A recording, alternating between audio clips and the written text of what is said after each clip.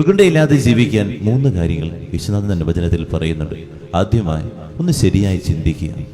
നമ്മൾ ചിന്തിക്കാൻ തുടങ്ങുന്നത് എപ്പോഴാണെന്നറിയുമോ? എപ്പോഴെങ്കിലും അപകടമൊക്കെ പറ്റി കിടക്കുമ്പോൾ, അല്ലെങ്കിൽ മരണത്തിൻ്റെ ആ നിമിഷങ്ങളിലാണ്. അയ്യോ, ഞാൻ നടന്ന വഴി പോരല്ലോ, എൻ്റെ ജീവിത രീതിയൊക്കെ വളരെ ബുദ്ധിമുട്ടായിരുന്നല്ലോ. അപ്പോഴായിരിക്കും നമുക്ക് ചിന്തകളൊക്കെ വരാം. അല്ലാത്ത സമയത്ത് നമ്മൾ സുഖസൗകര്യങ്ങളിൽ ജീവിക്കുന്ന സമയങ്ങളൊന്നും നമ്മൾ ചിന്തിക്കില്ല, നമ്മളെക്കുറിച്ച് നമ്മൾ ചിന്തിക്കില്ല. ആർത്തിയാണ് ആ സമയത്ത്. ഇങ്ങനെ കൂട്ടാം എന്നുള്ള ആർത്തിയാണ്. അതിനുവേണ്ടി ഇങ്ങനെ ഓടി നടക്കുകയാണ്. നമ്മൾ ചിന്തിക്കുന്ന എപ്പോഴെങ്കിലും ഒരു കുട്ട് കിട്ടുമ്പോഴാണ് നമ്മളെക്കുറിച്ച് നമ്മൾ ചിന്തിക്കുക. അല്ലാത്ത സമയത്ത് നമ്മളെക്കുറിച്ചുള്ള ചിന്തയില്ല.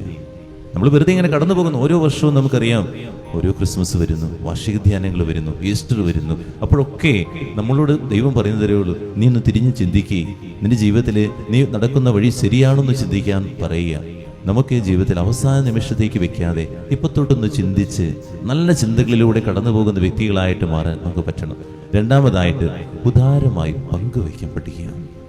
നമ്മുടെ ജീവിതത്തിൽ ഉള്ളതൊന്ന് പങ്കുവെക്കാനുള്ള മനസ്സുണ്ടായി കഴിഞ്ഞാൽ, സമയമാകാം, നിന്റെ നല്ല വാക്കുകളാകാം, നിന്റെ പ്രവൃത്തികളാകാം, സമ്പാദ്യമാകാം, നിനക്കൊന്ന് പങ്കുവെക്കാൻ നിനക്ക് മനസ്സുണ്ടായി കഴിഞ്ഞാൽ അത് വലിയ കാര്യമാണ്. എല്ലാം കൂട്ടി വെച്ചിട്ട് അവസാനം എന്താ നമുക്ക് കിട്ടണേ?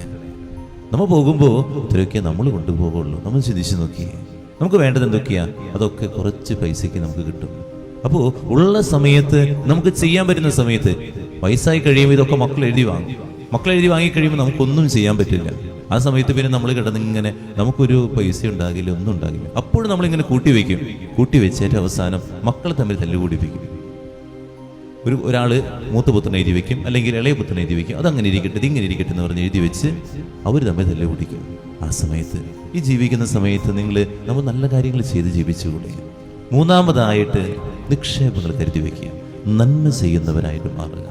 നന്മകൾ ചെയ്യുന്ന വ്യക്തികളായിട്ട് മാറുമ്പോൾ നമുക്ക് ഉത്കണ്ഠകൾ ഉണ്ടാകില്ല എന്നുള്ളത് കർത്താവ് പറയണേ. ഓരോ ദിവസവും ആവുന്നത്ര നന്മകൾ ഇങ്ങനെ നമ്മുടെ ജീവിതത്തിൽ ചെയ്യണം. ആവുന്നത്ര നന്മ ചെയ്യുമ്പോൾ ആ വ്യക്തിക്ക് സന്തോഷമായിട്ട് കിടന്നുറങ്ങാം.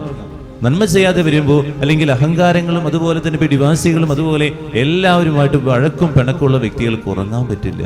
ഒരു പീസ്ഫുൾ സ്ലീപ്പ് എന്ന് പറഞ്ഞു കഴിഞ്ഞാൽ നന്മ ചെയ്യുന്ന വ്യക്തിക്കാണ് കിട്ടുന്നത്.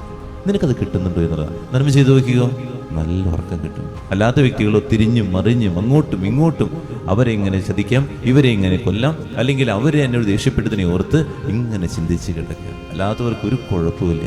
നന്മകൾ ചെയ്യുക. നമുക്ക് ചെയ്യാൻ പറ്റുന്ന അയൽവക്കക്കാർക്കാകാം, സഹോദരങ്ങൾക്കാകാം, ബന്ധുമിത്രാദികൾക്കാകാം. ഇത് നമ്മൾ നന്മകൾ ഇങ്ങനെ ചെയ്യാം. ഈ 3 കാര്യങ്ങളാണ് കർത്താവ് ഉത്കണ്ഠകൾ മാറ്റി നല്ലൊരു മനുഷ്യനായിട്ട് മാറാൻ നമ്മളോട് പറയുന്നത്. നമ്മുടെ ജീവിതത്തിൽ നമുക്ക് പ്രാവർത്തികമാക്കാൻ പരിശ്രമിക്കാം.